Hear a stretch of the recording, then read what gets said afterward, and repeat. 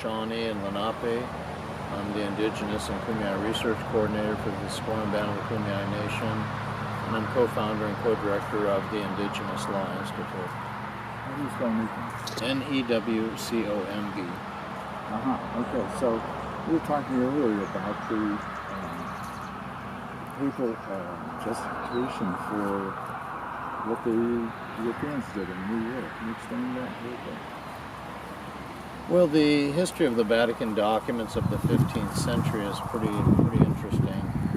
There are quite a number of those documents dating back as early as the Crusades, the start of the Crusades, 1095 AD, but also in the Canary Islands in 1436, and with regard to Africa in 1452, 1455, 1481, 1493, 1506 and 1514, and there are many different versions of the same theme, which I characterize as a theme of domination and dehumanization. So, for example, the Vatican document Dum Diversus from 1452, issued by Pope Nicholas V to King Alfonso of Portugal, instructs the King of Portugal, Alfonso V, to go to the western coast of Africa and to invade, capture, vanquish, and subdue all Saracens, pagans, and other enemies of Christ, to reduce their persons to perpetual slavery and to take away all their possessions and property. And that vocabulary, when you examine that closely, you see that there are basically patterns of domination, as I said, and dehumanization that are exhibited in that vocabulary. So that extends to the New World then?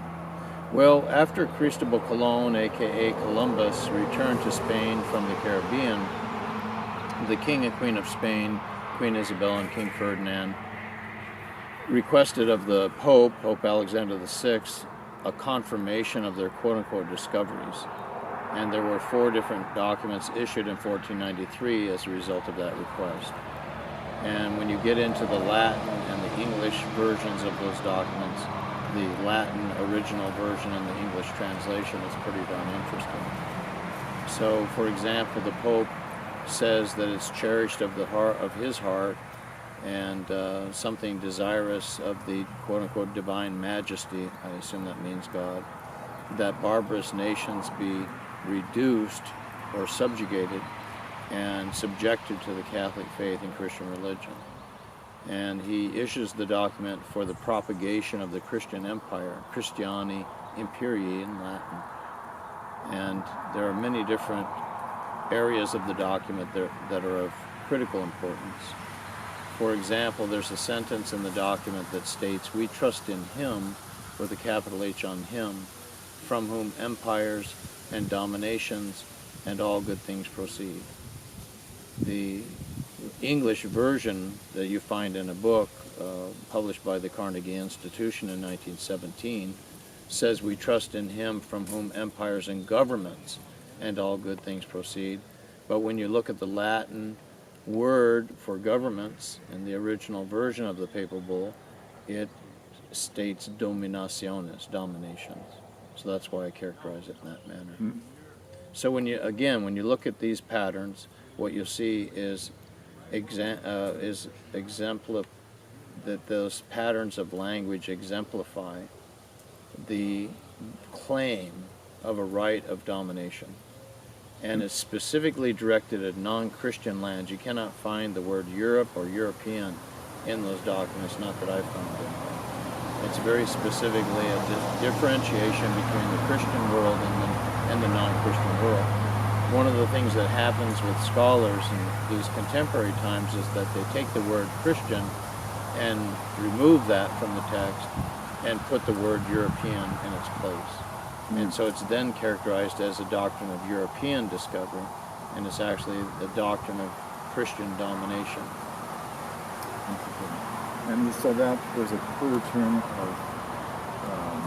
philosophy into the government of the United States, I believe. Well, when you look at the transfer of political systems from one empire to another, for example, from the British Empire to the American Empire after the Revolutionary War and the Treaty of Paris in 1783, which resulted in the Constitution, eventually resulted in the Constitution of the United States from 1789, you see the succession from one political system to another. And so when you look at those areas that were claimed by Spain, or claimed by France, or claimed by any initial Christian power, that entire system is considered to be inherited by the United States once it becomes the political successor to that prior empire. And so with regard to the entire southern portion of the United States, everything that was claimed by Spain and then by Mexico and eventually was transferred to the United States through the Treaty of Guadalupe Hidalgo in 1848, those are all traced back to the Spanish Crown Law system and to the Vatican papal documents of the 15th century. So probably, I would imagine we're sitting on one of the original ranchos owned by the King of Spain. Well, where we are located right now is in the Lummi Nation territory. And this is unceded territory. They've never ceded or relinquished their territory in a treaty with the United States, at least a treaty that's been ratified. And so that's an important point. Now the overlay on top of the Lummi Nation territory are all the English and Spanish words that the colonizers have brought here and then projected onto the landscape and created a kind of a virtual reality, as it were, that people live with today. So they don't say that they are here in the Lummi Nation territory, they say they're here in San Diego or in El Cajon. The identifiers are always oriented toward the colonizers' names. Yeah. Well, I mean, but didn't the King of Spain just kind of like get a map out and draw huge swaths of land, not even knowing what they were, and say, this is yours, Don Diego, or whoever? Well, there was a rancho period under the Mexican system, and there were huge portions of the Lummi Nation territory that were supposedly handed over to colonizing personalities. And so certainly there are those maps that exist, and that's part of the colonial process. The thing is that maps are a product of the human imagination, just as the names are that I mentioned. And so when we look at how did we get inside their maps, it was through an imaginative conceptualizing process combined with artistic skills to create maps on paper or on other items, but mainly on paper or on parchment, that sort of thing, and to create a construction of reality that we live with to this day.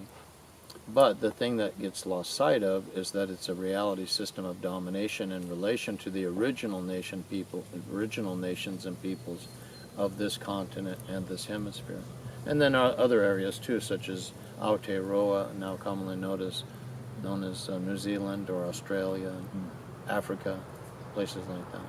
So, I mean, I guess you could draw you could extend from this attitude and say, this is what made these people feel they could just go up there and take whales or whatever else they wanted. Well, that's exactly the point. Yeah, that's exactly the point. One of the children in one of the presentations asked the question about, doesn't the whale, Tokitae, is that how you pronounce the name? Yes. Tokitae, doesn't the killer whale belong to those people now as property?